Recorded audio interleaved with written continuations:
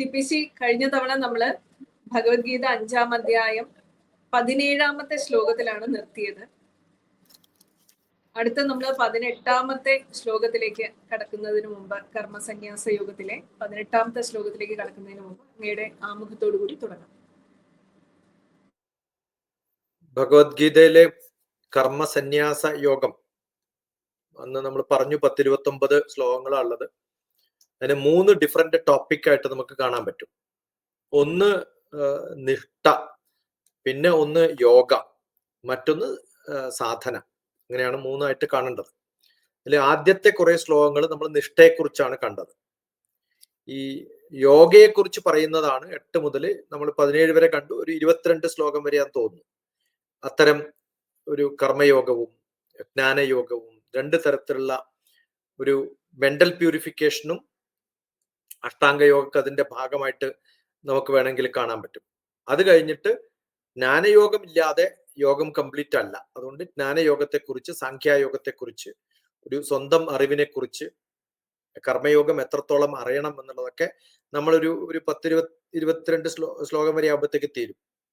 പിന്നെ ലാസ്റ്റ് വരുന്ന സമയത്താണ് ഏറ്റവും നല്ല ഡിസിപ്ലിൻ, അത് സാധനക്രമങ്ങൾ, സാധന എന്ന് പറഞ്ഞാൽ ഡിസിപ്ലിനാണ്, ആ സംഭവങ്ങളൊക്കെയാണ് പിന്നെ പറഞ്ഞു വരുന്നത്. അപ്പൊ നമ്മൾ 17-ാമത്തെ ശ്ലോകത്തിലാണ് നിർത്തിയിട്ടുള്ളത്. ആ ശ്ലോകം കഴിഞ്ഞ് ബാക്കി ശ്ലോകം വായിക്കുമ്പോൾ നമുക്ക് മനസ്സിലാവും. ഞാൻ എൻ്റെ ശരീരം, എൻ്റെ ഏതൊക്കെ തരത്തിലേക്കാണ് കാമങ്ങളെയും കർമ്മങ്ങളെയും ഫലത്തെയും പുനർജന്മങ്ങളെ കുറിച്ചൊക്കെ നമ്മൾ എങ്ങനെയൊക്കെയാണ് കാണുക. അത് ഒരു വ്യക്തിയുടെ ചൈതന്യത്തെ, അവരുടെ ശരീരത്തിന്റെ, അവരുടെ ആഗ്രഹങ്ങളുടെ, ചുറ്റുമുള്ള പ്രകൃതിയുടെ, ഇതിനൊക്കെ എങ്ങനെയൊക്കെയാണ് വർണ്ണങ്ങളെ, ആശ്രമങ്ങളെ, വർണ്ണങ്ങൾ എന്ന് പറഞ്ഞാൽ ആശ്രമങ്ങളെ എങ്ങനെയൊക്കെയാണ് ബാധിക്കുക എന്നൊക്കെയുള്ള സംഭവങ്ങളാണ് അതിന്റെ വിസ്ഡം, അതിന്റെ ഫ്രീഡം, അതിന്റെ ചൈതന്യം.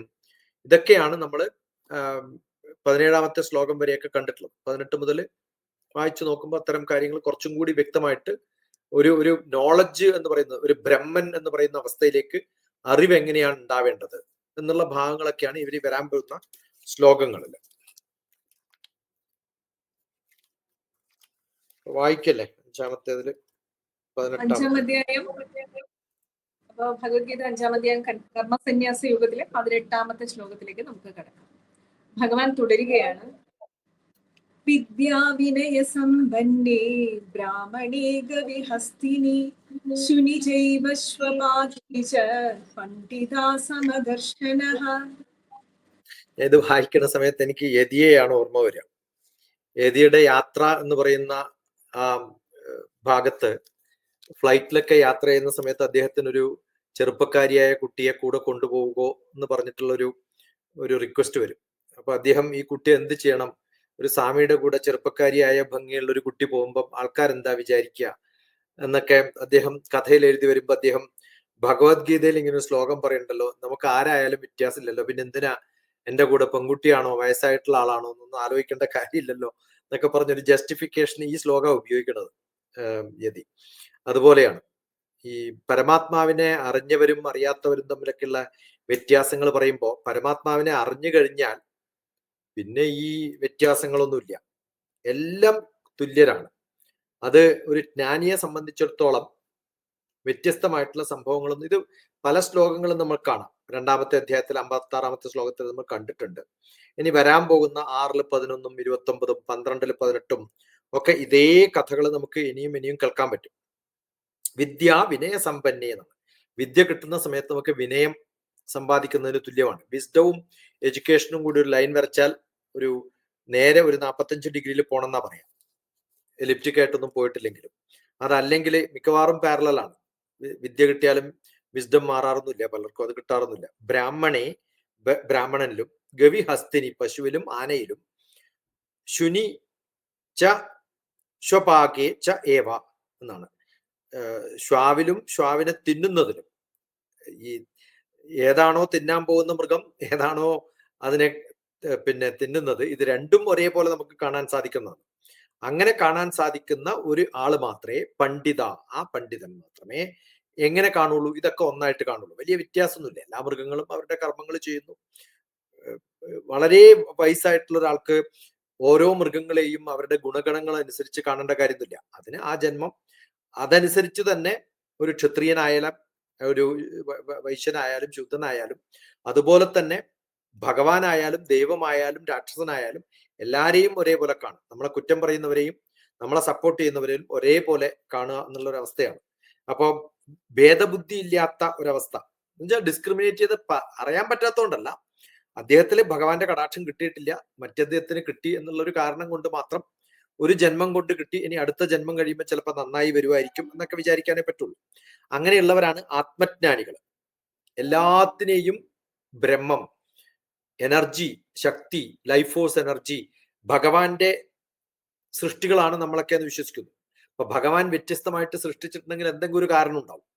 ഒരാളെ പണക്കാരനായിട്ടും മറ്റാളെ പാവപ്പെട്ടവനായിട്ടും, ഒരാളെ വിദ്യ സമ്പാദിക്കാൻ കഴിവുള്ളവനായിട്ടും മറ്റയാളെ വിദ്യ സമ്പാദിക്കാൻ കഴിവില്ലാത്തവനായിട്ടും ഒക്കെ മാറ്റുന്നതിന് ഒക്കെ ഭഗവാന്റേതാണ് സൃഷ്ടി എന്ന് പറയുമ്പോൾ നമ്മൾ എല്ലാവരെയും ഒന്നായിട്ട് കാണും. ഇവരൊക്കെ ഭഗവാന്മാരുടെ പുത്രന്മാരാണ്. നമ്മുടെ കയ്യിലെ 5 വിരലിനും ഒരേ രൂപമല്ലാത്തതുപോലെ ലോകത്തുള്ള എല്ലാ സൃഷ്ടികൾക്കും വ്യത്യസ്തമായിട്ടുള്ള രൂപങ്ങളാണ്. അതൊക്കെ ഞാൻ ആക്സെപ്റ്റ് ചെയ്യുന്നു. അതാണ് വിസ്ഡം, അതാണ് പണ്ഡിതൻ. പണ്ഡിതാഹ സമദർശന. അങ്ങനെ ജ്ഞാനികള് എല്ലാത്തിനെയും ഐഡന്റിക്കൽ ആയിട്ട് കാണാൻ സാധിക്കും. അവരെയാണ് ജ്ഞാനികൾ എന്ന് പറയേണ്ടതാണ്. ആരെയും കുറ്റം പറയേണ്ട കാര്യമില്ല. അയ്യോ പാവം എന്ന് വേണമെങ്കിൽ പറയാം, അത്രയൊക്കെ പറയാൻ പറ്റുള്ളൂ. അടുത്ത ജന്മത്തിലാണ് നന്നായിക്കോട്ടെ, നമ്മളും ചിലപ്പം അടുത്ത ജന്മത്തിൽ എന്താവും നമുക്ക് പറയാൻ പറ്റില്ലല്ലോ. അങ്ങനെയൊക്കെ ആവട്ടെ എന്ന് പ്രാർത്ഥിക്കാം. അതൊക്കെയാണ് ഈ ശ്ലോകത്തിലൂടെ ഭഗവാൻ നമുക്ക് പറഞ്ഞു തരുന്നത്. അടുത്ത ശ്ലോകം എടുക്കാം, 19.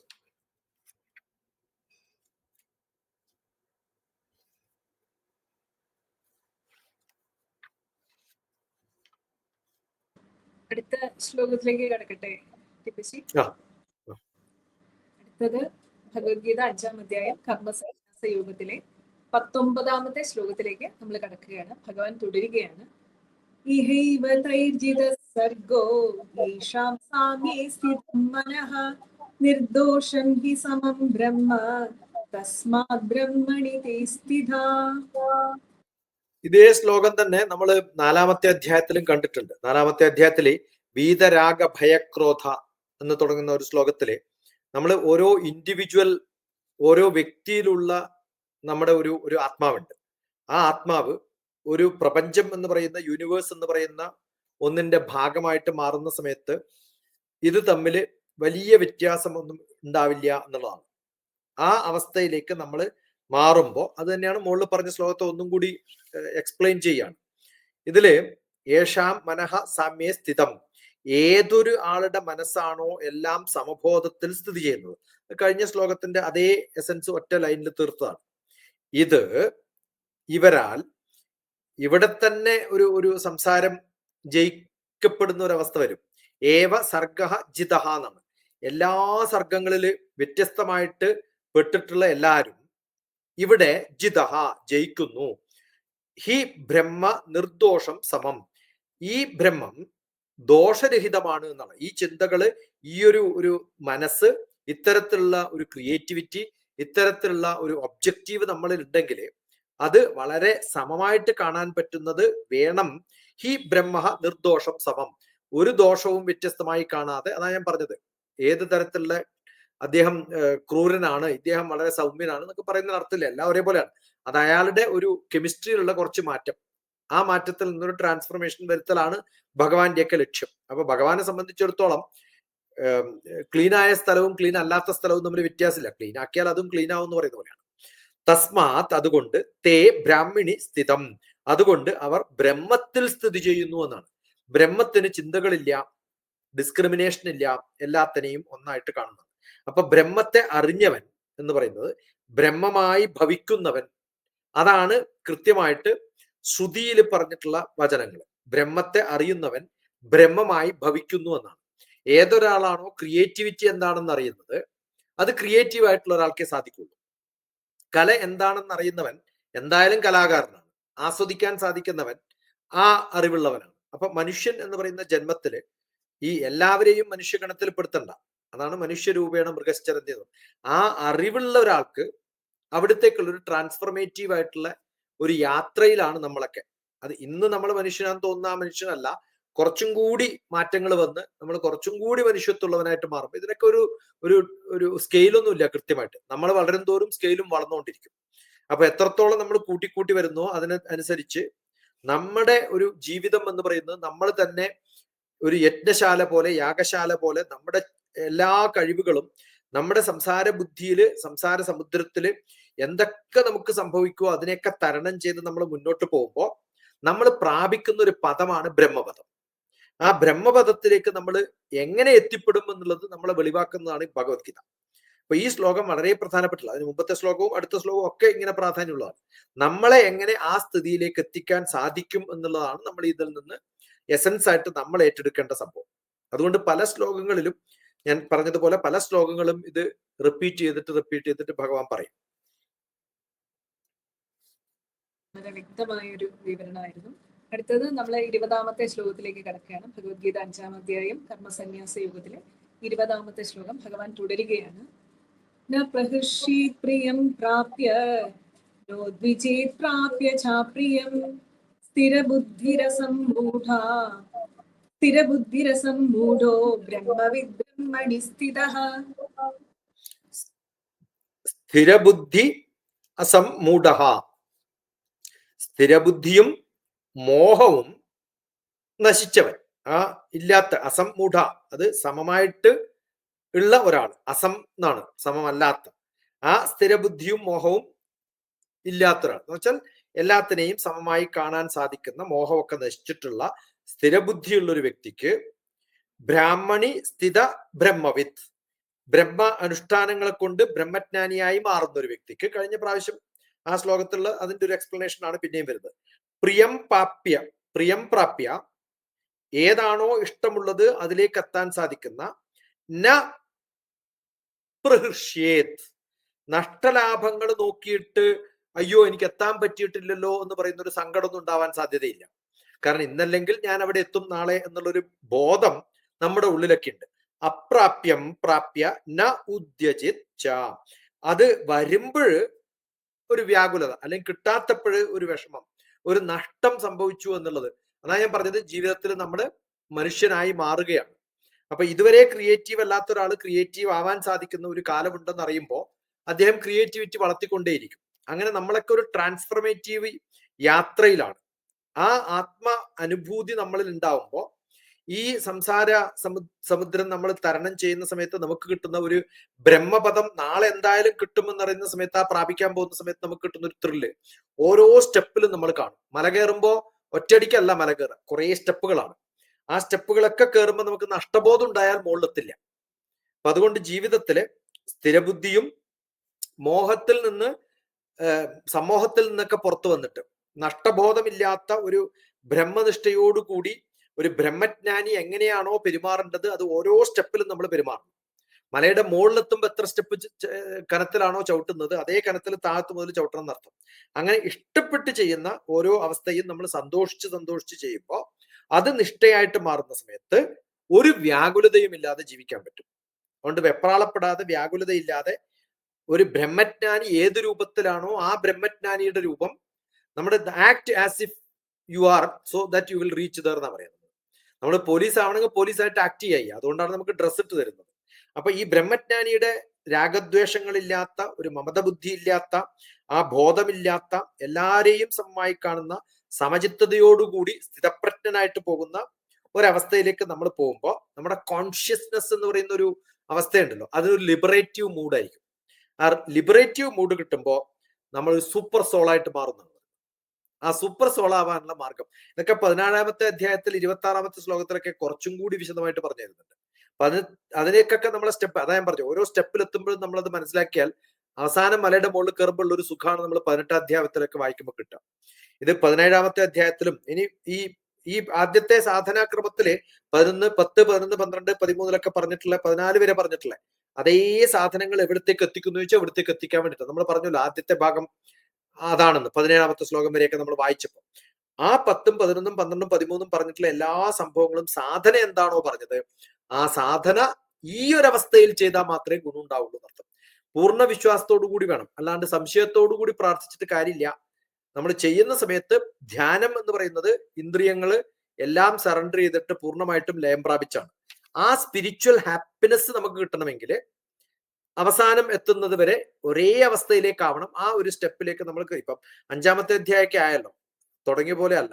അപ്പോ ആ അർജുനന്റെ വിഷാദത്തിൽ നിന്ന് നിത്യസുഖം എന്ന് പറയുന്ന ഒരു അവസ്ഥയിലേക്ക്, ബ്രഹ്മാനന്ദം എന്ന് പറയുന്ന ഒരു അവസ്ഥയിലേക്ക്, സാധനയുടെ സുഖം പ്രാപിക്കുന്ന ഒരു അവസ്ഥയിലേക്കൊക്കെ 5ാം അധ്യായം മുതലാണ് നമ്മളെ കൊണ്ടുപോകും.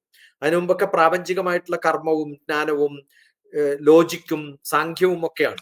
5 എത്തുമ്പോഴത്തേക്കും ഭഗവാൻ നമ്മളെ പിടിച്ചിരുത്തുന്ന അവസ്ഥയിലാണ് സംസാരിക്കുന്നത് ഓരോ വാക്കുകളും. അതുകൊണ്ട് വളരെ ശ്രദ്ധിച്ചിട്ട്, അത് അടുത്ത ശ്ലോകങ്ങളിൽ ഇത് തന്നെയാണ്. എങ്ങനെയാണ് സന്തോഷം, അതിന് എന്തൊക്കെ ചെയ്യണം, ഇന്നതൊക്കെയാണ് നിങ്ങളുടെ സാധനാ പദ്ധതികൾ. അത് കൃത്യമായിട്ട് സാധന എന്ന് പറഞ്ഞു കഴിഞ്ഞാൽ നമ്മൾ ടോട്ടലി ഡെഡിക്കേറ്റഡ് ആണ്. അതിനിടയിൽ ഒരു ഇളക്കല്ലാതെ പോകുന്ന തരത്തിലൊക്കെ ചെയ്തു കഴിഞ്ഞാലേ പൂർണ്ണമായിട്ടും ഫലം ലഭിക്കുള്ളൂ. അത് പറയാൻ തുടങ്ങുന്നതിന് മുമ്പ് അതിന്റെ ഒരു സുഖത്തെക്കുറിച്ച് പറയാണ്. ഒന്ന് മാർക്കറ്റ് ചെയ്യാണ് ഭഗവാൻ. മാർക്കറ്റ് ചെയ്ത് കഴിഞ്ഞാലാണ് പ്രോഡക്റ്റ് നമ്മൾ കാണുമ്പോൾ കുറച്ചും കൂടി ആസ്വദിക്കുക. അതുകൊണ്ട് ആ സ്പിരിച്വൽ ഹാപ്പിനെസ്സിലേക്ക് നമുക്ക് എത്താൻ സാധിക്കുന്ന അവസാനത്തെ ശ്ലോകം വരെയുള്ള എല്ലാ കാര്യങ്ങളും, ഈ ശ്ലോകങ്ങൾ 29ാമത്തെ ശ്ലോകം തീരുമ്പോഴത്തേക്ക് നമ്മൾ ഏത് അവസ്ഥയിലാണോ എത്തുന്നത് അതേ അവസ്ഥയിലാണ് 14ാമത്തെ അധ്യായമൊക്കെ കഴിയുമ്പോഴും 17ാമത്തെ അധ്യായത്തൊക്കെ കഴിയുമ്പോഴൊക്കെ എത്തുന്നത്. 18 പിന്നെ ഒരു കൺക്ലൂസീവ് സ്റ്റേറ്റ്മെന്റ് പോലെ പറഞ്ഞു പോകുന്നു, അതിന്റെ ഒരു ഫലം കാണുന്നു എന്ന് മാത്രം. അതിൽ കാമവും ക്രോധവും ഒക്കെ മാറ്റി സമാധിയുടെ അവസ്ഥയിലേക്ക്, ബ്രഹ്മാനന്ദത്തിന്റെ അവസ്ഥയിലേക്ക് എത്താനുള്ള ഒരു തോന്നൽ നമുക്ക് തരികയാണ്. അതിലേക്കുള്ള സ്റ്റെപ്പുകളാണ് ഇനി പറഞ്ഞു പോകുന്നത്. 21, 22 ഒക്കെ കഴിയുമ്പോഴത്തേക്കും പിന്നെയും കയറിപ്പോയിക്കൊള്ളുന്നു. അതെ, അടുത്തത് 21ാമത്തെ ശ്ലോകമാണ്. ഭഗവത്ഗീത 5ാം അധ്യായം 21ാമത്തെ ശ്ലോകം. ഭഗവാൻ തുടരുകയാണ് കർമ്മസന്യാസ യോഗത്തിലെ. ബാഹ്യസ്പർശീഷ്വസക്താത്മാ തഥ്യാത്മനി സുഖം സബ്രഹ്മയോഗയുക്താത്മാ സുഖമക്ഷയ്യമശ്നുതേ. ഒന്നും കൂടി ഉറപ്പിച്ചു പറയാണ്. അക്ഷയ്യം സുഖം അശ്നുതേ, നശിക്കാത്ത സുഖം അനുഭവിക്കാൻ പറ്റുന്നു, ക്ഷയമില്ലാത്ത അക്ഷയ്യം സുഖം അശ്നുതേ. എങ്ങനെയായാല് ബ്രഹ്മയോഗ യുക്താത്മാ സഹ, ബ്രഹ്മത്തിൽ ഐക്യം പ്രാപിച്ചെത്തണം നമ്മൾ. എന്ന് വെച്ചാൽ ആത്മാവ് ഏതൊരുത്തന്റെ ആത്മാവാണോ ആ ബ്രഹ്മത്തിലേക്ക് ലയം പ്രാപിച്ച് ഇതാണ് എന്റെ അവസ്ഥ, ബ്രഹ്മാനന്ദം എന്ന് പറയുന്ന ഒരു അവസ്ഥയിലേക്ക് നമ്മൾ എത്തിക്കഴിഞ്ഞാൽ ആത്മനി യത് സുഖം വിന്ദതി, ആത്മാവിൽ ഏതൊരു സുഖമുണ്ടോ അതിനെ അനുഭവിക്കാനുള്ള മാർഗം നമുക്കുണ്ടാവും. ബാഹ്യസ്പർശേഷു അസക്താത്മാ, അദ്ദേഹത്തിന് ബാഹ്യ വിഷയങ്ങളില് ആസക്തി ഇല്ലാത്തൊരവസ്ഥയിലേക്ക് എത്താൻ വളരെ എളുപ്പം സാധിക്കുന്നു. അതുകൊണ്ട് ബാഹ്യ വിഷയങ്ങളില് ആസക്തി ഇല്ലാതെ ബാഹ്യ ഇന്ദ്രിയങ്ങളില് ആ വിഷയങ്ങളിൽ, ഇതാണ് യമനിയമ ആസന പ്രാണായാമ പ്രത്യാഹാര എന്ന് പറയുന്ന അവസ്ഥ. അപ്പൊ ധ്യാനവും ഒക്കെ നമുക്ക് എളുപ്പം എത്താൻ സാധിക്കും. ആ വിഷയങ്ങളിൽ ആസക്തി ഇല്ലാതെ ആയാൽ ആത്മാവിൽ തന്നെ സുഖം കണ്ടെത്തുന്ന ഒരവസ്ഥ ഇന്റേണലൈസ് ആവും. അപ്പൊ പിന്നെ ഇന്ദ്രിയങ്ങൾക്കൊന്നും പ്രാധാന്യമില്ല. അങ്ങനെ ആവുമ്പോ ബ്രഹ്മത്തിൽ ഐക്യം പ്രാപിച്ച് നമ്മൾ ആത്മാവിന്റെ കൂടെ ചേർന്ന് ഒരിക്കലും നശിക്കാത്ത, അതാണ് ബ്ലിസ്, അതാണ് ബ്രഹ്മാനന്ദം, അതാണ് കൈവല്യാവസ്ഥ. അത് അനുഭവിക്കാൻ നമുക്ക് സാധിക്കുന്നു എന്ന് ഇപ്പൊ നേരത്തെ തന്നെ ഭഗവാൻ നമ്മൾ 5ാമത്തെ അധ്യായം ആകുമ്പോഴത്തേക്കും അങ്ങോട്ട് എത്തിക്കഴിഞ്ഞു. ഇനിയിപ്പോ 17 വരെ എന്തെത്തും എന്നുള്ളൊരു ആദ്യമാണ് നമുക്കൊക്കെ. ഓരോ പ്രാവശ്യം വായിക്കുമ്പോഴും ഇതോടുകൂടിയാണ്. ഇനിയിപ്പോ എന്താ പറയുന്നത്, എല്ലാം പറഞ്ഞു കഴിഞ്ഞുവല്ലോ എന്നാലോചിക്കും. പിന്നെ വിടില്ല, കാരണം സ്റ്റുഡന്റ് നല്ല സ്റ്റുഡന്റ് ആണ്, കുറെ ചോദ്യം ചോദിച്ചോണ്ടിരിക്കും. ഇന്നൊന്നും അങ്ങനെ ഒരു സ്റ്റുഡന്റിനെ കിട്ടാൻ വലിയ ബുദ്ധിമുട്ടാണ്, അർജുനെ പോലെ. നമ്മളിലും മാറ്റം ഉണ്ടായിക്കൊണ്ടിരിക്കുകയാണ് അല്ലെ TPSC പറയുന്നത്. ഭഗവാൻ പറയുക മാത്രമല്ല, TPSC കൂടെ പിടിച്ചിരുത്തുന്നുണ്ട്. നമുക്ക് മാറാൻ സാധിക്കുമെന്ന് പ്രതീക്ഷിക്കുന്നു. അടുത്തത് 22ാമത്തെ ശ്ലോകമാണ്. ഭഗവത്ഗീത 5ാം അധ്യായം കർമ്മസന്യാസ യോഗത്തിലെ 25ാമത്തെ ശ്ലോകത്തിലേക്ക് കടക്കുകയാണ്. ഭഗവാൻ തുടരുന്നു. ഏഹി സംസ്പർശജാ ഭോഗാ ദുഃഖയോനയ ഏവ തേ ആദ്യന്തവന്ത കൗന്ദേയ നതീശ്വരമദേ ബുധ. എനിക്ക് ഇഷ്ടമുള്ളൊരു ശ്ലോകം, എല്ലാ ശ്ലോകവും ഇഷ്ടമാണ്. ആദ്യന്തവന്ത കൗന്ദേയ നതേഷു രമതേ ബുധ. നീ കൗന്ദേയ അല്ലയോ അർജുന, ഇവിടെ സ്നേഹം കുറച്ച് കൂടി, കുന്തിയുടെ മോനെ എന്നൊക്കെ വിളിക്കുമ്പോ എന്റെ പ്രിയപ്പെട്ടവനെ എന്ന് പറയുന്ന വാക്കാണ്.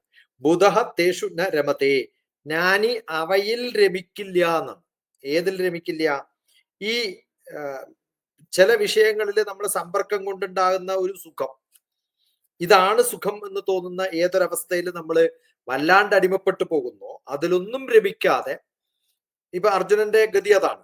ആ ഗതിയിൽ നിന്നൊക്കെ നമുക്ക് പുറത്തേക്ക് ചാടാൻ പറ്റും. വിഷയങ്ങളിലല്ല നമുക്ക് പ്രാധാന്യം വേണ്ടത്, അതിന്റെ സുഖങ്ങളിലല്ല, അതിന്റെ ദുഃഖങ്ങളിലല്ല. ഏതാണോ അതിന് കാരണം, അതിനെ തപ്പിയല്ല നമ്മൾ പോകേണ്ടത്. ഏതാണോ ആദിയില്ലാതെ അന്തമില്ലാതെ ശാശ്വതമായിട്ടുള്ള ഏതവസ്ഥയിലാണോ ഒരു വിവേകി, ഒരു ബുദ്ധിരാക്ഷസനായിട്ടുള്ള മനുഷ്യൻ എന്തിനെയാണോ കാണുന്നത്, ആ കാണുന്ന ഒരു കാര്യത്തിലേക്ക് നമ്മൾ പോവുകയാണെങ്കിൽ ഈ ചെറിയ കാര്യങ്ങളിലൊന്നും നമ്മൾ ലഭിക്കില്ല. ആ അവസ്ഥയിലേക്ക് നമ്മൾ പോകണം. ഈ അത്തരത്തിലുള്ള, അപ്പൊ അതൃപ്തി എന്ന് പറയുന്ന, തൃപ്തി എന്ന് പറയുന്ന ഒരു അവസ്ഥയിലേക്ക് നമ്മൾ അനലൈസ് ചെയ്ത് പോകേണ്ട കാര്യമൊന്നുമില്ല. ആ അവസ്ഥയിൽ ഇന്ദ്രിയങ്ങളെയൊക്കെ, ഇതാണ് ഞാൻ പറഞ്ഞത്, ഈ പൂർണ്ണമായിട്ടുള്ള ഒരു ലയം പ്രാപിച്ചെത്തിക്കുന്ന ഒരു അവസ്ഥയിലേക്ക് എത്തുന്ന സമയത്ത് നമുക്ക് എത്താവുന്ന ഒരവസ്ഥ ആണ് സമാധി. അപ്പൊ ഇതാണ് സമാധി എന്ന് ഡിഫൈൻ ചെയ്യാണ് ഭഗവാൻ ഇവിടെ. അപ്പൊ എന്താണ് സമാധി എന്ന് ചോദിച്ചാൽ 5-ാമത്തെ അധ്യായത്തിൽ 22-ാമത്തെ ശ്ലോകമാണ് സമാധിയുടെ ഡെഫിനിഷൻ എന്ന് വേണമെങ്കിൽ പറയാം. അത് ആ സുഖം തേടുന്നവർക്ക്, വിവേകമില്ലാത്തവരൊക്കെ ഇതിനു വേണ്ടിയിട്ട് ഹണ്ട് ചെയ്തിട്ട് പോകുന്നു. അത് എന്ത് സമാധി പഠിക്കാൻ വേണ്ടിയിട്ട് കുറെ വെപ്രാളം കാണിക്കുന്നവർക്കുമുള്ളൊരു വിഷയസുഖത്തിന്റെ പിന്നാലെ പോകുന്ന പോലെയാണ്. അങ്ങനെ ആവരുത്, ഇവിടെ എത്തിപ്പെടേണ്ടതാണ്. അപ്പൊ വിവേകികളാവാനുള്ള ഒരു ശ്രമം എന്ന് പറയുന്നത് വിവേകം എവിടെയാണെന്ന് തപ്പി നോക്കാൻ നമുക്ക് ബുദ്ധിമുട്ടാണ്. അത് ഓരോ വിഷയങ്ങളിലും സമ്പർക്കം നോക്കി ഇതെനിക്ക് ഇഷ്ടമല്ല എല്ലാത്തിനെയും ഉപേക്ഷിച്ച് ആത്മജ്ഞാനം നേടുന്ന ഒരാള്. അപ്പൊ അത് കഴിയുമ്പോഴാണ് ഒരു സാധനം വരിക. അപ്പൊ ഇതിൽ ടേസ്റ്റ് ഉണ്ടോ? ഇതിലും ഇല്ല. അതെപ്പോഴാ തീരുക? നമ്മളെ ചുറ്റും കുറേ നമ്മളെ അങ്ങടും ഇങ്ങടും പുള്ളി ചെയ്യുന്ന ആഗ്രഹങ്ങളുള്ള ഒരു കാലത്ത് അവിടെ ഒന്നും അട്രാക്ട് ചെയ്യപ്പെടാതെ പോകുന്ന ഒരു അവസ്ഥയിലേക്ക് നമ്മൾ എത്തണമെങ്കിൽ എപ്പോഴാ എത്തുക എന്ന് ചോദിച്ചാൽ നമുക്കൊന്നും പറയാൻ പറ്റില്ല. എത്തുമ്പോ എത്തും, അത്രേ പറയാൻ പറ്റും, അത്രയൊക്കെ പറയാൻ പറ്റുള്ളൂ. വളരെ പ്രാക്ടിക്കൽ ആയിട്ടാണ് ആ ഒരു വിവരണം, വളരെ മനോഹരമായിട്ട്. നമുക്ക് പ്രതീക്ഷയുണ്ട് ഭഗവാൻ നമ്മളെ എത്തിക്കുമോ എന്നുള്ളൊരു പ്രതീക്ഷയോടുകൂടി തന്നെയാണ് നമ്മൾ തുടരുന്നത്. അടുത്തത് ഭഗവത്ഗീത 5-ാം അധ്യായത്തിലെ കർമ്മസന്യാസ യോഗത്തിലെ 23-ാമത്തെ ശ്ലോകത്തിലേക്ക് നമ്മൾ കടക്കുകയാണ്. ഭഗവാൻ തുടരുകയാണ്. ശക്നോതി ഹൈവയസോഢും പ്രാക്ശരീര വിമോക്ഷണ കാമക്രോധോദ്ഭവം വേഗം സയുക്ത സുഖീ നരഃ. ശരീര വിമോക്ഷണാത്, ഏതൊരു ശരീരമാണോ നമ്മൾ ഉപേക്ഷിക്കുന്നതിന് മുമ്പ് ഇവിടെ വെച്ച് തന്നെ എന്ത് ചെയ്യണം? പ്രാക് ഇഹ ഏവ, ഈ ലോകത്ത് വെച്ച്, ഇവിടെ വെച്ച് തന്നെ കാമക്രോധ എല്ലാം വിട്ട് ഉദ്ഭവം വേഗം. കാമക്രോധങ്ങളിൽ നിന്നുണ്ടാകുന്ന ഒരവസ്ഥയുണ്ട്. അത് സാധാരണഗതിയിൽ ആങ്കർ എന്ന് പറയുന്നത് ഉണ്ടാവുന്നത് ഈ 2 കാരണങ്ങൾ കൊണ്ടാണ്. ഒന്ന് ഇൻസൈഡിൽ നിന്നും, ഒന്ന് ഔട്ട്സൈഡിൽ നിന്നും. ആ ഇൻസൈഡിൽ നിന്ന് ഉണ്ടാവുന്നത് നശിപ്പിക്കാൻ ബുദ്ധിമുട്ടാണ്. പുറമേ എന്നുള്ളതാണെങ്കിൽ അവിടെ ഇഗ്നോർ ചെയ്താൽ മതി. നമ്മൾ സോടും ശക്നോതി, ക്ഷോഭത്തെ സഹിപ്പിക്കാൻ വേണ്ടിയിട്ട് അല്ലെങ്കിൽ ജയിപ്പിക്കാൻ വേണ്ടിയിട്ട്. സഹിക്കുന്നതാണ് നമ്മൾ ഇഗ്നോർ ചെയ്യുക, അത് വിട്ടേക്കാന്ന് പറയാം. ശമിപ്പിക്കുന്നത് ജയിപ്പിച്ചിട്ടാണ്, ചിലപ്പോൾ അതിനെ ഇല്ലാണ്ടാക്കിയിട്ട്. അതിന് രണ്ടിനും ശക്തി വേണം. അതിന് ഏതിനാ ശക്തി വേണ്ടതെന്ന് നമ്മൾക്കറിയില്ല. നമ്മളോട് മല്ലിടാൻ വരുന്നവരെ ഇഗ്നോർ ചെയ്തിട്ടാണോ നമ്മൾ രക്ഷപ്പെടേണ്ടത്? സാരില്ല, പോട്ടെ. ഇനി അതിനെ അയാളെ അടിച്ച് ജയിപ്പിച്ചിട്ടാണോ അല്ല ആളെ കൊന്നിട്ടാണോ വേണ്ടതെന്നൊക്കെയുള്ള നമ്മുടെ സോടും ശക്നോതി എന്ന് പറഞ്ഞ അതാർത്ഥം. എങ്ങനെയാണ് ഈ ക്ഷോഭത്തെ സഹിക്കേണ്ടത്, ഒഴിവാക്കേണ്ടത്? ജയിച്ചിട്ടാണോ അല്ല വിട്ടിട്ടാണോ? സ നരഹ യുക്ത സ സുഖീഹി, ആ മനുഷ്യൻ അത് കഴിഞ്ഞു കഴിഞ്ഞാൽ പിന്നെ അതിനെക്കുറിച്ച് ആലോചിക്കരുത്, അയാളാണ് സുഖി. ഈ കഴിഞ്ഞ സംഭവത്തെക്കുറിച്ച് ആലോചിച്ചുകൊണ്ടിരിക്കുമ്പോഴാണ് നമുക്ക് പ്രശ്നങ്ങൾ ഉണ്ടാവുന്നത്. അത് 2 ചെയ്താലും, ഇഗ്നോർ ചെയ്താലും അയ്യോ ഇഗ്നോർ ചെയ്തല്ലോ എന്ന് ആലോചിക്കുമ്പോൾ പിന്നെ അത് ഓർക്കാണ്. അപ്പൊ ഇന്നലെ ആരോ എന്നോട് ചോദിച്ചു, ഞാൻ സാധാരണ എയർപോർട്ടിലൊക്കെ പലതും മറന്നു വെക്കാറുണ്ട്. അപ്പൊ ഞാൻ പറഞ്ഞു എനിക്ക് അങ്ങനത്തെ പ്രശ്നമില്ല, കാരണം മറന്നു വെച്ചാൽ പിന്നെ അത് ഓർക്കാറില്ല. മറന്നു വെച്ചത് ഓർക്കുമ്പോഴല്ലേ മറന്നു എന്ന് എനിക്ക് ഓർമ്മയുണ്ടാവുള്ളൂ. അപ്പൊ മറന്നു കഴിഞ്ഞാൽ പിന്നെ ഇതിനെ ഓർക്കണേ. അപ്പൊ ശരിക്കും മറന്നിട്ടില്ല എന്നല്ലേ അർത്ഥം. അതുപോലെയായത്. എനിക്കൊരു വിരോധി ഉണ്ട് എന്ന് തോന്നിയാൽ അദ്ദേഹത്തെ കുറിച്ച് ആലോചിക്കുമ്പോഴല്ലേ വിരോധിയായിട്ട് തോന്നുള്ളൂ. ആലോചിക്കുന്നില്ലേ പിന്നെ വിരോധി അല്ലല്ലോ. അപ്പൊ ഇഗ്നോർ ചെയ്ത് കളയാം. ഇനി ഒരു വിരോധി ഉണ്ടെന്ന് വിചാരിക്കാം, അയാളെ നശിപ്പിച്ചു കഴിഞ്ഞാലോ എന്ന് വെച്ചാൽ നശിപ്പിക്കാൻ തന്നെ, വിരോധിയെ നശിപ്പിക്കല്ല, അയാൾ സ്നേഹമുള്ള ആളാക്കി മാറ്റിയാലോ, പിന്നെ അങ്ങനെ ഒരു വിരോധി ഇല്ലാതാണ്. അപ്പൊ 2 തരത്തിലും ആവാം. ഒന്നുകിൽ ഇഗ്നോർ ചെയ്യാം, അല്ലെങ്കിൽ അയാളെ കൺവെർട്ട് ചെയ്യാം. അതാണ് വേണ്ടത്. ഏതൊരാളാണോ ഇത്തരത്തിൽ നമുക്ക് മാറ്റങ്ങളെ നമുക്ക് ശാശ്വതമായ സുഖം കിട്ടാൻ വേണ്ടി മാറ്റുന്നത്, അപ്പൊ കാമക്രോധങ്ങളെയൊക്കെ ജയിക്കാൻ കഴിയുന്ന ഒരാള് ഈ ലോകത്തിൽ എങ്ങനെ ഉണ്ടാവും? ശാശ്വത സുഖം നേടണമെങ്കിൽ ഈ 2-ൽ ഏതെങ്കിലും ഒന്ന് നടക്കണം. അത് ഒന്നുകിൽ ഇന്റേണൽ അല്ലെങ്കിൽ എക്സ്റ്റേണൽ. ഈ രണ്ട് തരത്തിലാണ് നമ്മൾ വയലന്റ് ആവുക. എല്ലാ വയലൻസിനും രണ്ട് കാരണങ്ങൾ, ഒന്ന് ഇന്റേണൽ, ഒന്ന് എക്സ്റ്റേണൽ. എക്സ്റ്റേണൽ എത്ര വയലന്റ് ആയാലും ഞാൻ ആവില്ല എന്ന് വെച്ചാലോ ഒന്നും ചെയ്യാൻ പറ്റില്ല, ഒന്നും എനിക്ക് പ്രശ്നമല്ല എന്ന് വെച്ചിരിക്കാവുന്ന ഒരവസ്ഥയിലേക്ക് എത്തിയാലും നിങ്ങൾ അങ്ങനെ രക്ഷപ്പെട്ടു പോവാം, സന്തോഷിക്കാം, ബ്ലിസ്ഫുൾ ആവാം എന്നാണ് പറയുന്നത്.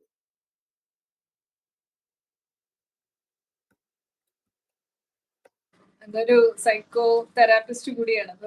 Out of site out of mind എന്നുള്ള ആ ഒരു തത്വമാണല്ലേ നമ്മളിവിടെ അപ്ലൈ ചെയ്യുന്നത്. എല്ലാ മനുഷ്യന്മാരുടെയും ജീവിതത്തിൽ എല്ലാ ദിവസവും നടക്കുന്ന കുറേ സംഭവങ്ങൾക്കും പ്രശ്നങ്ങൾക്കും അസുഖങ്ങൾക്കും സങ്കടങ്ങൾക്കും വേദനകൾക്കും വിരക്തിക്കും ഒക്കെ കാരണം ഈ ഇന്റേണൽ ആൻഡ് എക്സ്റ്റേണൽ രണ്ട് ആങ്കറുകളാണ്. ആ ആങ്കറിനെ ഒന്ന് കൺട്രോൾ ചെയ്ത് കഴിഞ്ഞാൽ, കൺട്രോൾ ചെയ്യല്ല, അതിനെ വെറുതെ വിടുക, വേറെ പണിയൊന്നും ഇല്ലാത്തതുകൊണ്ടാണ്. വേറെ പണിയൊന്നും ഇല്ലാത്ത, വേറെ നല്ല പണിയുണ്ടെങ്കിൽ ഈ പണിക്കൊന്നും നിൽക്കില്ലല്ലോ. അടുത്തത് ഭഗവത്ഗീത 24-ാമത്തെ ശ്ലോകം, 5-ാം അധ്യായം കർമ്മസന്യാസ യോഗത്തിലെ 24-ാമത്തെ ശ്ലോകത്തിലേക്ക് നമ്മൾ കടക്കുകയാണ്. ഭഗവാൻ തുടരുകയാണ്. യോന്തസുഖോന്തരാരാമ അന്തർജ്യോതിരേവയാ സയോഗി ബ്രഹ്മ നിർവാണം ബ്രഹ്മഭൂതോദിഗച്ഛതി. അന്തഹ സുഖ എന്നാണ്. എന്ത് രസകരമായിട്ടാണ് പറഞ്ഞിരിക്കുന്നത്. ആ അന്തഹ എന്ന് പറഞ്ഞാൽ അന്തരാത്മാവ് എന്നുള്ള അർത്ഥത്തിലാണ്.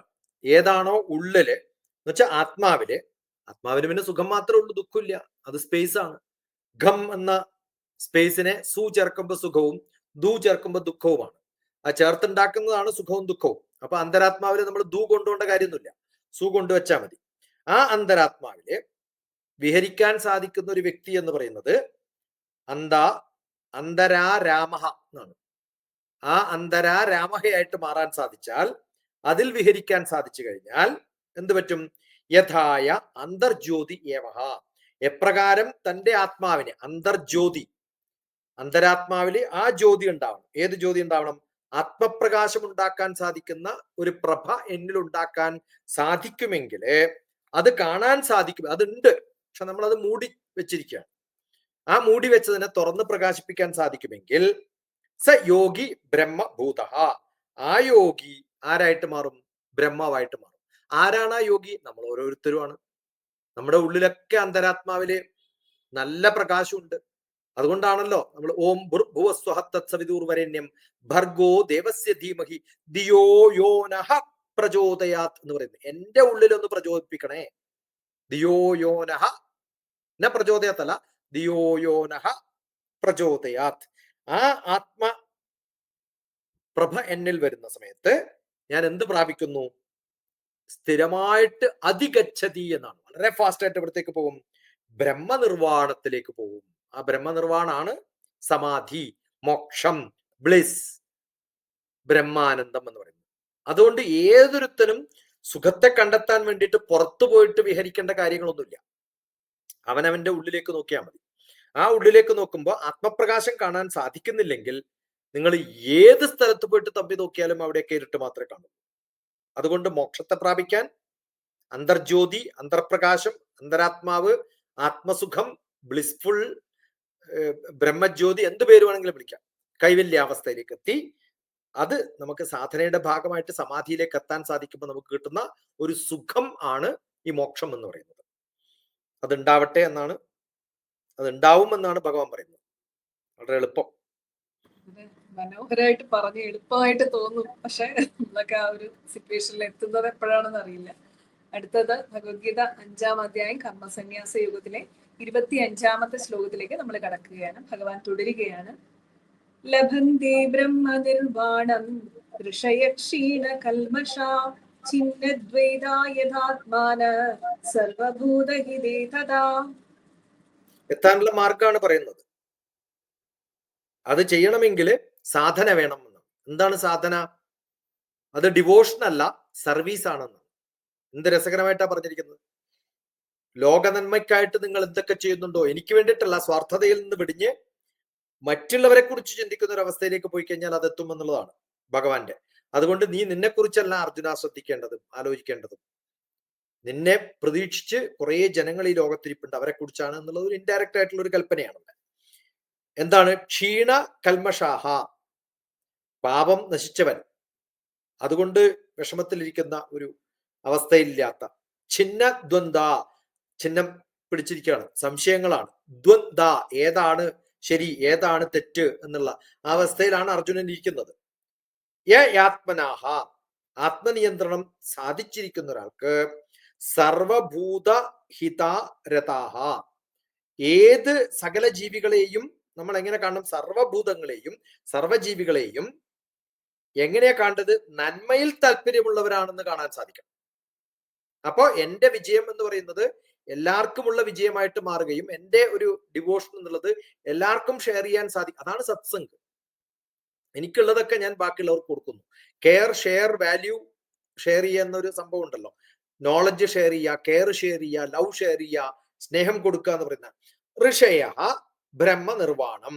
അങ്ങനെയുള്ള ഋഷികള് ബ്രഹ്മനിർവാണത്തെ തേടുന്നു, അല്ലെങ്കിൽ നേടുന്നു. തേടുക എന്ന് പറഞ്ഞാൽ നേടുകയും, അതിനെ കുറിച്ച് ചിന്തിക്കുമ്പോൾ തന്നെ അവരെവിടെ എത്തി. ലഭതേ ലഭന്തേ, ലഭിക്കണമെങ്കിൽ എന്ത് വേണം? അതിനെക്കുറിച്ചുള്ളൊരു ചിന്ത വേണം, ആഗ്രഹം വേണം. എന്താണോ പാപവും അതൊക്കെ ഇല്ലാതെ, പാപം നശിച്ച് സംശയങ്ങളില്ലാതെ ആത്മനിയന്ത്രണത്തോടു കൂടി നമുക്ക് സാധിക്കുന്ന ഒരു സംഭവമാണ് ഇതെന്ന്. ആത്മനിയന്ത്രണം എന്ന് പറയുന്നത് എന്റെ എന്നുള്ള അവസ്ഥയിൽ നിന്ന്, നന്മയിൽ നിന്ന് എല്ലാവരുടെയും താല്പര്യത്തെ കൂടി ഞാൻ പരിഗണിച്ചുകൊണ്ട് എന്തൊക്കെ കാര്യങ്ങൾ നമുക്ക് ചെയ്യാൻ സാധിക്കും അങ്ങനെ ചെയ്യുന്ന വ്യക്തികളാണ് ഋഷികളും. അവർക്ക് അവരുടേതായ സന്യാസിമാരുടെയൊക്കെ സ്ഥിതി അതാണ്. ആ അവസ്ഥയിലേക്ക് നമ്മൾ പോകണം. അപ്പൊ നമുക്ക് കിട്ടുന്നതാണ് സുഖം. എന്റെ സുഖമല്ല, ലോക സമസ്ത സുഖിനോ ഭവന്തു എന്ന് വെറുതെ പറയല്ല, അത് പ്രാബല്യത്തിൽ വരുത്തുക കൂടി ചെയ്യുമ്പോൾ. അത് കഴിഞ്ഞിട്ട് പിന്നെ ലോക സമസ്ത സുഖിനോ ഭവന്തു എന്റെ ആൾക്കാർക്ക്, പിന്നെ എന്റെ ആൾക്കാരില്ല. ലോക എന്ന് പറഞ്ഞാൽ എല്ലാവരും പെട്ടു, എല്ലാ ജീവികളും പെട്ടു, ക്ഷുദ്രജീവികളും പെട്ടു, എല്ലാരെയും പെടുത്തണം അതിനകത്ത്. അതുകൊണ്ടാണ് ആദ്യം പിന്നെ ബ്രാഹ്മണി ഗവിഹസ്തിനി എന്നൊക്കെ പറഞ്ഞ് പഠിപ്പിച്ചത്. എനിക്ക് അങ്ങ് പറഞ്ഞതിൽ നിന്ന് മനസ്സിലാകുന്ന ഈ പ്രപഞ്ചം എന്ന് പറയുന്ന ആ ഒരു സൃഷ്ടിയുടെ എല്ലാം റെസ്പോൺസിബിൾ ആയിട്ട്, അല്ലെ, നമ്മളെന്ന് പറയുന്ന സൃഷ്ടികളോട് റെസ്പോൺസിബിൾ ആയിട്ട് ഉത്തരവാദിത്വ ബോധത്തോടു കൂടി പ്രവർത്തിക്കുമ്പോഴാണ് നമുക്ക് ആ ഒരു സ്റ്റേറ്റിൽ എത്താൻ സാധിക്കുക എന്നാണ് മനസ്സിലായത് അങ്ങ് പറയുന്നത്. വളരെ മനോഹരമായിട്ടുള്ള ഒരു വിവരണമായിരുന്നു. അടുത്ത ഭഗവത്ഗീത 5-ാം അധ്യായം കർമ്മസന്യാസ യോഗത്തിലെ 26-ാമത്തെ ശ്ലോകത്തിലേക്കാണ് നമ്മൾ കടക്കുന്നത്. ഭഗവാൻ തുടരുകയാണ്. കാമക്രോധവിയുക്താനാം യതീനാം യതചേതസാം അഭിതോ ബ്രഹ്മനിർവാണം വർത്തതേ വിദിതാത്മനാം. യതിയാവണം, യതീനാം യതചേതസാം എന്നാണ്. മനസ്സിനെ നിയന്ത്രിച്ചവനായിട്ട് മാറണം. കാമക്രോധ വിയുക്താനാം, കാമങ്ങളിൽ നിന്നും ക്രോധങ്ങളിലൊക്കെ മുക്തി നേടുന്നവനായിട്ട്, വിയുക്തിയുള്ളവനാണ്, അതിലൊക്കെ വിരക്തിയാണ്, മുക്തരായി മാറുന്ന ഒരു വ്യക്തിക്ക് വിദിതാത്മനാം, ആത്മജ്ഞാനം നേടിയവനായിട്ട് മാറും. എല്ലാവരെയും ഒന്നായിട്ട് കാണാൻ സാധിക്കും. എനിക്ക് എന്നുള്ളൊരു അവസ്ഥയില്ല, എല്ലാവർക്കും വേണ്ടി എന്നുള്ളത്. അതിനുള്ളൊരവസ്ഥയിലേക്ക് എനിക്കെത്തുമ്പോ യതീനാം, യതികൾക്ക്, അങ്ങനെ ചിന്തിക്കുന്ന മനസ്സിനെ നിയന്ത്രിച്ചൊരു വ്യക്തിക്ക്, യതീനാം എന്ന് പറഞ്ഞ അതാർത്ഥം, അങ്ങനെ മനസ്സിനെ കൺട്രോൾ ചെയ്തിട്ടുള്ള ഒരു വ്യക്തിക്ക് ഡിസയർ ഇല്ല, ആങ്കർ ഇല്ല, ആ ഒരു അവസ്ഥയിലേക്ക് എത്തുന്ന ഒരു വ്യക്തിക്ക് ബ്രഹ്മനിർവാണം, ബ്രഹ്മാനന്ദം, പരമശാന്തി, അഭിതഹ വർത്തതേ, എന്തുണ്ടാവും? എനിക്ക് മാത്രല്ല എന്റെ ചുറ്റുമുള്ളവർക്കും കൂടി അതുണ്ടാവും. അത് അപ്പൊ ഞാൻ നേരത്തെ പറഞ്ഞല്ലോ, എനിക്ക് ചുറ്റും എന്തെങ്കിലും കാണുമ്പോഴാണ് അതും കൂടി ഞാൻ ടെസ്റ്റ് ചെയ്യണ്ടേന്ന് പറഞ്ഞിട്ട് നോക്കുക. ആ ടെസ്റ്റ് ചെയ്യാനുള്ള ഒരു ലക്ഷ്യമൊന്നുമില്ല, എല്ലാം ക്ലീൻ ആയിട്ടാണ് ആൾക്കാർ. അപ്പൊ കാമക്രോധങ്ങളിൽ നിന്നൊക്കെ മുക്തരായി, കാണുന്നതിലൊക്കെ വിരക്തിയുണ്ടായി, അങ്ങനെ ബ്രഹ്മത്തെ പൂർണ്ണമായിട്ടും ആനന്ദം നിറഞ്ഞിരിക്കുന്ന ഒരു അവസ്ഥയിലേക്ക് എത്തുമ്പോ അവർ പൂർണ്ണമായിട്ടും മുക്തരായി മാറും എന്നുള്ളതാണ് ഭഗവാന്റെ ഗ്യാരണ്ടി. ഇനി ഒരു 2-3 ശ്ലോകം കൂടി തീരുമ്പോഴത്തേക്കും പൂർണ്ണ മുക്തിയായി. മനോഹരമായിട്ടുള്ള ഒരു, ഇവിടെ വളരെ സൈക്കോളജിക്കൽ ആയിട്ടല്ലേ നമ്മൾ നെഗറ്റീവ് ഇമോഷൻസിനെ എത്രത്തോളം ഹാൻഡിൽ ചെയ്യണം, അല്ലെ, എത്ര വിദഗ്ധമായിട്ട് ഹാൻഡിൽ ചെയ്യണം എന്നുള്ളതാണ് ഇവിടെ ഭഗവാൻ മനോഹരമായി പറഞ്ഞിരിക്കുന്നതായിട്ടാണ് എനിക്ക് മനസ്സിലാക്കുന്നത്. അടുത്തത് അല്ല, ഇതിന്റെ ഈ അധ്യായത്തിന്റെ പേര് ശരിക്കും സന്യാസ യോഗം തന്നെയാണ്. കർമ്മം കൂടി ചേർത്തിട്ടുണ്ട്. അതെ. അപ്പൊ ആ സന്യാസ യോഗത്തിൽ എത്തുമ്പോഴത്തേക്കും ഇത് പൂർണ്ണമായിട്ട് നമുക്ക് മനസ്സിലാവും. അതാണ് സന്യാസ യോഗം. ടിപിസിക്ക് മനസ്സിലാവും, നമുക്കൊന്നും മനസ്സിലാവില്ലല്ലോ, സന്യാസ യോഗത്തിൽ എത്തിയിട്ടില്ലല്ലോ. അടുത്തത് 27-28 ഒരുമിച്ച് വായിക്കട്ടെ. ടിപിസി ഒരുമിച്ച് വായിക്കും. അടുത്തത് ഭഗവത്ഗീത 5-ാം അധ്യായം കർമ്മസന്യാസ യോഗത്തിലെ 27-28 ശ്ലോകം ഒരുമിച്ചാണ് വായിക്കുന്നത്. ഭഗവാൻ തുടരുന്നു. സ്പർശാൻ കൃത്വാ ബഹിർബാഹ്യാം ചക്ഷുശ്ചൈവാന്തരീ ഭ്രുവോ പ്രാണാപാനോ സമൗ കൃത്വാ നാസാഭ്യന്തരചാരിണോ. 28 യതീന്ദ്രിയമനോ ബുദ്ധിർ മുനിർമോക്ഷപരായണ വിഗതേശ്ചാഭയക്രോധോ യസ്സദാ മുക്ത ഏവ സഹ. കൃത്യമായിട്ട് ഡിഫൈൻ ചെയ്തിരിക്കുകയാണ്. രണ്ട് കാര്യങ്ങളാണ് നിങ്ങൾ ചെയ്യേണ്ടത്. ഒന്ന്, ലൈഫിനെ വളരെ ഡിസിപ്ലിൻഡ് ആയിട്ട് മാറ്റുക. പിന്നെ വല്ലതും കണ്ടു എന്ന് വിചാരിക്കുക, കണ്ണങ്ങട് പൂട്ടുക. ഈ കണ്ണ് പൂട്ടുക എന്ന് പറഞ്ഞാൽ കണ്ണ് മാത്രമല്ല, കേൾക്കാത്തത് കേൾക്കണ്ട, കേൾക്കണ്ടാത്തത് കേൾക്കരുത്, കാണണ്ടാത്തത് കാണരുത്. അനാവശ്യമായ ഒരു കാര്യങ്ങളിലേക്ക് നമ്മൾ പോയാൽ മനസ്സമാധാനം കിട്ടില്ല. മനസ്സമാധാനം കിട്ടാത്ത എന്തെങ്കിലും ലോകത്ത് നടക്കുന്നുണ്ടെങ്കിൽ ആ ഭാഗത്ത് ശ്രദ്ധിക്കരുത് എന്നാണ്. ഇത് ശരിക്കും പറഞ്ഞാൽ 6-ാമത്തെ അധ്യായത്തിലേക്കുള്ള ധ്യാനം എന്ന് പറയുന്ന ഒരു അവസ്ഥയാണ് അടുത്ത് വരുന്നത്. അതാണ് ഞാൻ പറഞ്ഞ യോഗ പറയുമ്പോൾ യമ നിയമ ആസന പ്രാണായാമ പ്രത്യാഹാര ധാരണ ധ്യാനം എന്ന് പറയുമല്ലോ. അപ്പൊ ഏതിലാണ് എന്റെ ധാരണ വേണ്ടത്? ധാരണ വേണ്ടതിൽ മാത്രം ധാരണ വെച്ചാലേ എനിക്ക് ധ്യാനത്തിലേക്ക് എത്താൻ പറ്റൂ. ഈ ധാരണ വേണ്ടാത്തടത്തേക്ക് എന്റെ ധാരണ പോയാലോ ആ സമയത്ത് ധ്യാനത്തിൽ എത്താൻ സാധിക്കില്ല. അപ്പൊ 6-ാമത്തെ അധ്യായത്തിലേക്ക് കടക്കണമെങ്കിൽ ഇതൊക്കെ പഠിച്ചിട്ട് വേണം ചെയ്യാൻ എന്നുള്ളതാണ്. അതെങ്ങനെയാവണം? ബാഹ്യാൻ സ്പർശാൻ ബാഹി കൃത്വ, ബാഹ്യ വിഷയങ്ങളിൽ കൃത്യമായിട്ട് പുറത്തന്നെ. ഇത് എന്റേതല്ല, എനിക്ക് ഒരു ബാഹ്യമാണത്, പിന്നെ എന്തിനാ എന്റേതാക്കണേ? അത് ഞാൻ എടുത്തിട്ടിട്ട് എന്റെ മനസ്സിലിട്ടിട്ട് എന്റെ അകത്താക്കിയിട്ട് പിന്നെ ബാഹ്യമായിട്ടുള്ളത് എന്റെ ഉള്ളിൽ കൊണ്ടുവെക്കേണ്ട കാര്യമുണ്ടോ? ഇല്ല. എന്ത് ചെയ്യണം? ചക്ഷുഭ്രുവോ അന്തരേ ഏവഹ. ഏത് കാര്യങ്ങളാണോ എന്റെ ദൃഷ്ടിയില് എനിക്ക് എന്തെങ്കിലും പ്രശ്നങ്ങൾ ഉണ്ടാക്കുന്നത് അതിനെ അങ്ങോട്ട് ഉപേക്ഷിച്ചിട്ട് എവിടെയാണോ എനിക്ക് ശ്രദ്ധിക്കേണ്ടത്, അപ്പൊ അതിന് ഏറ്റവും നല്ല മാർഗം എന്റെ 2 പുരികങ്ങളുടെയും സെൻട്രൽ ആജ്ഞാചക്രം ഉണ്ട്. ആജ്ഞാചക്രത്തിൽ മാത്രം കാണാനാണ്. അപ്പൊ ഞാൻ ബാഹ്യമായിട്ട് ഒന്നും കാണില്ല. എന്റെ കോൺസെൻട്രേഷൻ എവിടെ ഉറപ്പിക്കണോ അവിടെ ഉറപ്പിക്കണം. എന്നിട്ട് എന്ത് ചെയ്യണം? നാസ അഭ്യ അന്തരേ ചാരിണൗ. എന്റെ സ്മെല്ല് എന്ന് പറയുന്നത് ഒന്നും പോവാത്ത എന്റെ എല്ലാ ചിന്തകളും ഞാൻ ശ്വസിക്കുന്നത് എന്റെ വായുവിൽ മാത്രം ശ്രദ്ധിക്കുക. ഇതാണ് പ്രാണായാമം. നേരത്തെ പറഞ്ഞാണ് പ്രത്യാഹാരം. പ്രത്യാഹാരവും പ്രാണായാമവും ഒക്കെ ഒറ്റ ലൈനിൽ ഹടയോഗ പ്രദീപിക തീർക്കുന്ന പോലെ തീർത്തിരിക്കുകയാണ്. അങ്ങനെ നാസ്യ അഭ്യന്തരേ ചാരിണവും. ഇത് പഠിച്ചു കഴിഞ്ഞാൽ പിന്നെ യോഗ പഠിച്ചില്ലേ? യോഗ പഠിപ്പിക്കുകയാണ് ഭഗവാൻ. കൃത്യമായിട്ട് യോഗ പഠിപ്പിക്കുന്നത് 5-ാമത്തെ അധ്യായത്തില് 27-ഉം 28-ഉം ശ്ലോകത്തിലാന്ന് വേണമെങ്കിൽ പറയാം. അങ്ങനെ ആയാലേ എവിടെ എത്താൻ സാധിക്കുള്ളൂ? പ്രാണായാമവും പഠിപ്പിച്ചു, പിന്നെ ധ്യാനത്തിലേക്ക് എത്താനുള്ള എല്ലാ മാർഗങ്ങളും പഠിപ്പിച്ചു. പിന്നെ ധ്യാനത്തിൽ എത്തിക്കഴിഞ്ഞാൽ പിന്നെ സമാധിയിൽ നമ്മൾ എത്തോ ഇല്ലയോ എന്ന് നമുക്ക് തന്നെ അറിയില്ല. എത്തിപ്പെട്ടോ ഇല്ലെങ്കിലില്ല. അതിനെ മെഷർ ചെയ്യാനും പോകരുത്, എത്തിയോ എന്ന് ചോദിക്കാനും പാടില്ല. സമൗ ചകൃത്വ, സമമാക്കി കാണണം. എങ്ങനെ? പ്രാണാപാനവും. പ്രാണാപാനം എന്നാണ്. പ്രാണ അപാന വായുക്കളെ സമമാക്കി മാറ്റണം എന്നുള്ളത്. ഇതന്നെയാണ് ഈ സപ്തശുദ്ധിയിലൊക്കെ. പ്രാണാപാന വ്യാനോധാന സമാനാമേ ശുദ്ധ്യന്തം ജ്യോതിരഹംബ്രജ വിഭാത്മാ ഭൂയാസംഗ സ്വാഹ വാക്മന ചക്ഷു ശ്രോത്രഗ്രാണ ജിഹ്വാരിതോ ബുദ്ധ്യാകൃതി സങ്കല്പാമേ ശുദ്ധ്യന്താം എന്നൊക്കെ പറയുന്നത് ഇതിന്റെ എക്സ്പ്ലനേഷൻ ആണ്. എങ്ങനെയാണ് ഇത് ചെയ്യുന്നത്? നമ്മൾ ചൊല്ലി നമ്മൾ ഉണ്ടാക്കാണ് അവിടെ. സമജൗ കൃത്വ, സമമാക്കി മാറ്റണം. ഏതിനെ? പ്രാണനെയും അപാനനെയും. പ്രാണ അപാന അത് മാത്രമേ ഇവിടെ പറഞ്ഞിട്ടുള്ളൂ. അത് മാത്രം പോരാ, കുറച്ചും കൂടി ഡീറ്റെയിൽ. ഉപാന എല്ലാം ഈക്വൽ ആവണം. പ്രാണാപാന വ്യാനോധാന സമാനാമേ ശുദ്ധ്യന്താം. അങ്ങനെ സമമാക്കിയിട്ട് മാറ്റിയിട്ട് യതേന്ദ്രിയ മനോബുദ്ധിർ, ഇന്ദ്രിയങ്ങൾക്കും മനസ്സും ബുദ്ധിയും ഇതിനെയൊക്കെ ക്ലീൻ ആക്കിയിട്ട് അടക്കി വെച്ചിട്ട് ഒന്നിലും ശ്രദ്ധിക്കാതെ വിഗതേച്ഛ ഭയക്രോധ, ഇച്ഛ ഭയം ക്രോധം ഇവയൊന്നും ഇല്ലാത്തൊരവസ്ഥയിലേക്ക്. ഇച്ഛ ആഗ്രഹം ഉണ്ടാകുമ്പോഴാണ് എനിക്ക് ഭയവും ക്രോധവും ഉണ്ടാകുന്നത്. ആഗ്രഹം ഇല്ലാത്തവന് ഭയവും ക്രോധവും ഇല്ല. നിങ്ങൾ എന്നെ കുറിച്ച് എന്ത് പറഞ്ഞാലും എനിക്ക് കുഴപ്പമില്ല. എനിക്ക് എന്തോ ആവണം എന്നുള്ള ആഗ്രഹം ഉണ്ടാകുമ്പോഴാണ് എന്തൊക്കെയോ കാട്ടിക്കൂട്ടുന്നത്. അപ്പോഴാണ് ആരെങ്കിലും അതിന് ആപ്പ് വെക്കുമ്പോൾ അയാളോട് ക്രോധം വരും. പിന്നെ ഇത് ചെയ്താൽ കുറ്റാവോ ഇല്ലയോ എന്നുള്ള ഭയം വരും. ഇതൊന്നും ഉണ്ടാവില്ല, നമുക്ക് ആഗ്രഹങ്ങളില്ല. അതുകൊണ്ട് എന്ത് കിട്ടും? മോക്ഷപരായണാഹ. മോക്ഷത്തെ മാത്രം ലക്ഷ്യം വെച്ചിട്ട് നമ്മൾ മുന്നോട്ട് പോകും. എന്റെ സന്തോഷം എന്റെ ഉള്ളിലാണ്. സ്വയം ആത്മനിബന്ധനം സുഖം. ആ അവസ്ഥയിലേക്ക് നമ്മൾ പോകുമ്പോ മുനി, ഏതൊരു വ്യക്തനാണോ ഇങ്ങനെ പോകുന്നത്, മുനിഹ യഹ സ സദാ ഏവ മുക്ത, അവൻ എപ്പോഴും മുക്തനായിട്ട് മാറുന്നു. പിന്നെ ഒരിക്കലും നമുക്ക് പ്രശ്നം ഉണ്ടാവില്ല. ഏതൊരു വ്യക്തിയാണോ ഈ മോക്ഷം പ്രാപിക്കാൻ ലക്ഷ്യമാക്കിയിട്ട് എല്ലാ സംഭവങ്ങളെയും വിട്ടെറിഞ്ഞ് ഏതൊരവസ്ഥയിലാണോ നമ്മൾ ജീവിക്കേണ്ടത് ആ അവസ്ഥയിൽ സൃഷ്ടിയും ദൃഷ്ടിയും എൻ്റെ എല്ലാ ഉള്ളിലുള്ള നാസാദ്വാരങ്ങൾ പോലും എൻ്റെ കൺട്രോളിൽ എത്തിയിട്ട് അപാനവായു ഉപാനവായു ഒക്കെ സമമാക്കിയിട്ട് മാറ്റി ക്ലീൻ ആക്കാൻ പറ്റി. എൻ്റെ ശരീരം ഫുൾ ക്ലീൻ ആയി. അപ്പോൾ കാരണം അകത്ത് പോകുന്ന വായു തന്നെ പുറത്തു പോകുന്നു പറഞ്ഞാൽ ഈക്വൽ ആയിട്ട് മാറി എന്ന് പറഞ്ഞാൽ കാർബൺ ഡൈ ഓക്സൈഡും കാർബൺ മോണോക്സൈഡും ഒന്നും ഇല്ല എൻ്റെ ഉള്ളിൽ, എല്ലാം സമമാണ്.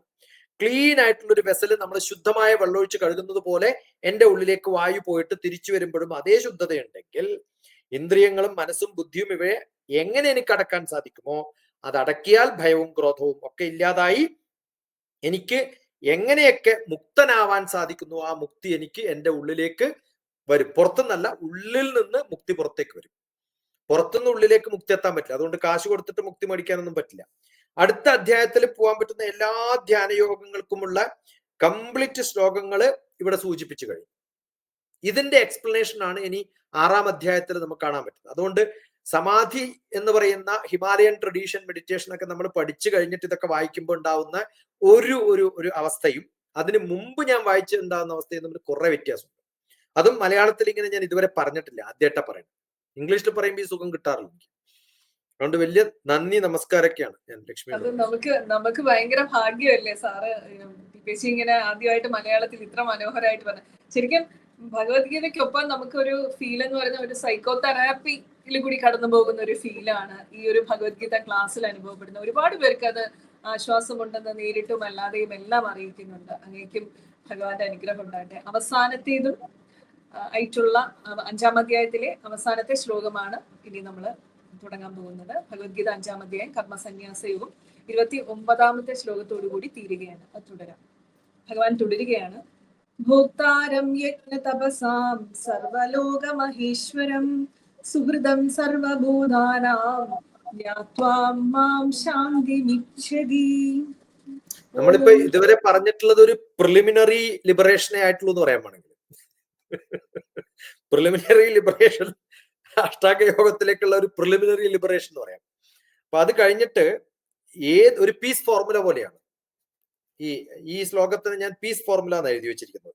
ഇത് തന്നെ 10-ാം അധ്യായത്തിലും 4-ലും 9-ല് 50-ല് 4, 4-ല് 24, 10-ല് 12, 18-ല് 61 ഇതൊക്കെയാണ് നമുക്ക് കാണാൻ പറ്റുക. യജ്ഞ തപസാം ഭോക്താരം, യജ്ഞങ്ങളുടെയും തപസ്സുകളുടെയും ഒരു ഭോക്താവായി മാറുന്ന നമ്മള്, എല്ലാത്തിന്റെയും ഭോക്താവ് നമ്മൾ തന്നെയാണ്, ഫലം നമുക്ക് തന്നെയാണ്. സർവലോക മഹേശ്വരം, സർവലോകങ്ങൾക്കും ഈശ്വരനായിട്ട് മഹേശ്വരനായിട്ട് വാദിക്കുന്ന ഒരു അവസ്ഥയിലേക്ക് സർവഭൂതാനാം സൗഹൃദം. എന്തു ചെയ്യണം? എല്ലാം സുഹൃത്തുക്കളായിട്ട് കാണുന്ന ആ സുഹൃത്തുക്കളുടെ അവസ്ഥയിലേക്ക് സുഹൃതം കാണാൻ വേണ്ടിയിട്ട്, സർവലോകങ്ങൾക്കും ഫലമുണ്ടാവാൻ വേണ്ടിയിട്ട് ഞാൻ ചെയ്യുമ്പോ മാം യജ്ഞത്വ, അതറിഞ്ഞിട്ട് ഞാൻ ചെയ്യുന്ന സമയത്ത് ഏതൊരാളാണോ ചെയ്യുന്നത് അയാളെയാണ് മുനി എന്ന് പറയാം. അയാൾക്ക് എന്ത് കിട്ടും? ശാന്തിം പൃച്ഛതി, ഞാൻ ശാന്തിയെ പ്രാപിക്കാൻ സാധിക്കുന്നു. യജ്ഞങ്ങളുടെയും തപസ്സുകളുടെയും ഫലം ഞാനല്ല അനുഭവിക്കേണ്ടത്, അത് ബാക്കിയുള്ളവർക്കുമാണ്.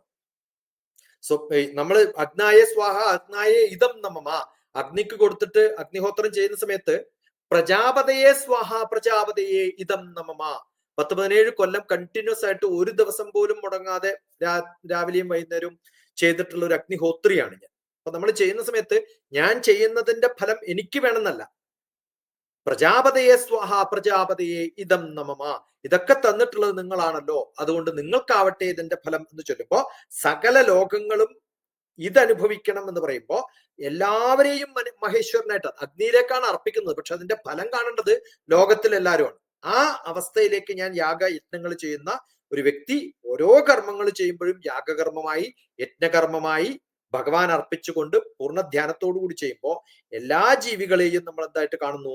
എൻ്റെ സുഹൃത്തായിട്ടും എൻ്റെ ബന്ധുക്കളായിട്ടും അങ്ങനെ കാണാൻ സാധിക്കുന്ന ഒരു യോഗി ശാന്തിയെ പ്രാപിക്കുന്നു. അദ്ദേഹത്തെയാണ് യോഗി എന്ന് പറയാം. ആ അവസ്ഥയിലേക്ക് ധ്യാനത്തിലേക്ക് എത്തുമ്പോൾ മാത്രമേ ഒരു ധ്യാനയോഗി ആരാണ് എന്ന് ചോദിച്ചാൽ ഇതാണ് ഡെഫിനിഷൻ. ഇത് ആരാണെന്ന് ചോദിച്ചാൽ ഇത് ചെയ്യുന്ന ആൾ ധ്യാനയോഗിയാണ്. അങ്ങനെ തിരിച്ചും പറയാം. ഇതൊരു സർക്കുലർ പോലെയാണ്. അപ്പൊ ധ്യാനിക്കേണ്ടത് എങ്ങനെയാണ് എന്ന് നമുക്ക് പറഞ്ഞു തരികയും ഇങ്ങനെ ധ്യാനിക്കുന്ന ഒരാൾ ഒരു യോഗിയാണെന്ന് പറയുകയും ചെയ്യുമ്പോൾ നമ്മൾ ഇങ്ങനെ ധ്യാനിച്ചാൽ നമുക്ക് യോഗിയാവാൻ സാധിക്കുമെന്നുള്ളതാണ്. അപ്പൊ ഇങ്ങനെ ചെയ്യുന്ന സമയത്ത് ഇന്ദ്രിയ നിഗ്രഹണം വേണം, മനോനിഗ്രഹണം വേണം, കൃത്യമായിട്ട് വിവേകം വേണം. ഇതൊക്കെ നമ്മൾ ഈ 3-ാമത്തെ അധ്യായത്തിലും ഒക്കെ പറഞ്ഞിട്ടുണ്ട്. അങ്ങനെ ഒരു അവസ്ഥയിലേക്ക് നമ്മൾ എത്തുന്ന സമയത്ത് ശ്രവണ മനന നിധിധ്യാസനം ചെയ്ത് കഴിയുമ്പോ what I know and how I love, ആ ഒരു കോൺഫ്ലിക്റ്റ്, എനിക്കിതറിയാം, ഞാൻ എന്തെയാണ് സ്നേഹിക്കുന്നത്, അത് തമ്മിൽ ഒരു വ്യത്യാസമൊന്നുമില്ല.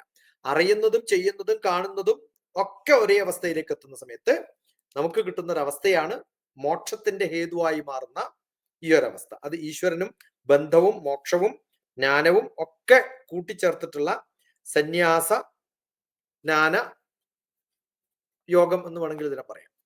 അപ്പൊ ആ അവസ്ഥയിലേക്കാണ് നമ്മൾ എത്തേണ്ടത്. അവിടെ എത്തുമ്പോഴാണ് പൂർണ്ണമായിട്ടും കർമ്മ സന്യാസിയായിട്ട് മാറുന്നത്. അല്ലാതെ കർമ്മമില്ലാതെ സന്യാസിയായിട്ട് കാര്യമില്ല.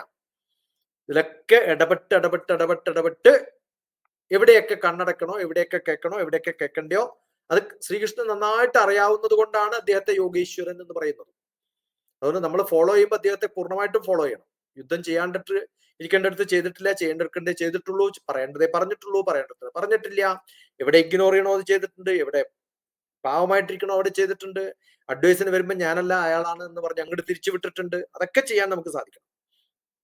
നല്ല ബ്യൂട്ടിഫുൾ ആയിട്ടുള്ള അധ്യായമാണ്. 5-ാം അധ്യായം മുതലൊക്കെ നമ്മൾ ഓരോന്നും കഴിഞ്ഞ 4 അധ്യായങ്ങൾ പോലെ ഒന്നും അല്ല, ഇനി വരുന്ന അധ്യായങ്ങളിലൊക്കെ സൂപ്പർ ആയിട്ട് പോകേണ്ടതാണ് ചിന്തകൾ. അടുത്ത അതിനേക്കാളും ആത്മസംയമന യോഗം, ധ്യാനയോഗം എന്ന് എത്തണമെങ്കിൽ ഇതൊക്കെ വേണം. ആത്മസംയമന യോഗം വേണമെങ്കിൽ എന്താണെന്ന് ആദ്യം ഒരു ഇൻട്രൊഡക്ടറി വേണം. അപ്പൊ 5-ാമത്തെ അധ്യായം ഒരു ഇൻട്രൊഡക്ഷനേ ആയിട്ടുള്ളൂ. പിന്നെ വരുമ്പോഴാണ് അതിന്റെ ഒരു ഘനം വരിക. വളരെ മനോഹരമായിട്ട് ഭഗവത്ഗീത 5-ാം അധ്യായം സമാപ്തി ആയിട്ടുണ്ട്. മനോഹരമായിട്ട്. അതുകൊണ്ടാണ് ഈ ശ്ലോകം മുതലൊക്കെ, അതിന് മുമ്പുള്ള ശ്ലോകത്തിനൊക്കെ നമ്മളിപ്പോ അർജുന വിഷാദ യോഗം വായിച്ചിട്ട് ബ്രഹ്മവിദ്യായാം യോഗശാസ്ത്രേ ശ്രീകൃഷ്ണ എന്ന് പറഞ്ഞിട്ടൊന്നും കാര്യമൊന്നുമില്ല. ശ്രീകൃഷ്ണ അർജുന സംവാദവും ഇല്ല അവിടെ. അപ്പൊ ഇതിലൊക്കെയാണ് കൃത്യമായിട്ട് കർമ്മ സന്യാസ യോഗോ നാമഹ എന്ന് പറയുന്നതിന് മുമ്പ് ബ്രഹ്മവിദ്യായാം യോഗശാസ്ത്രേ ശ്രീകൃഷ്ണാർജുന സംവാദം എന്ന് പറഞ്ഞ് കൃത്യമായിട്ട് പറയാൻ പറ്റുന്ന ഭഗവത്ഗീത ഉപനിഷത്തുകളുടെ ഒരു യോഗമാണെന്ന് പറയാൻ പറ്റുന്ന ഒരു ചാപ്റ്റർ ഈ അധ്യായം മുതലാണ് തുടങ്ങുന്നത്. ശരിക്കും വളരെ സന്തോഷം. എല്ലാവർക്കും ഈശ്വരാനുഗ്രഹം ഉണ്ടാവട്ടെ. വളരെ നന്ദി. പാദ നമസ്കാരങ്ങളോടുകൂടി ഈ ഒരു ഭഗവത്ഗീത യജ്ഞത്തിന് ഒരുപാട് നന്ദി.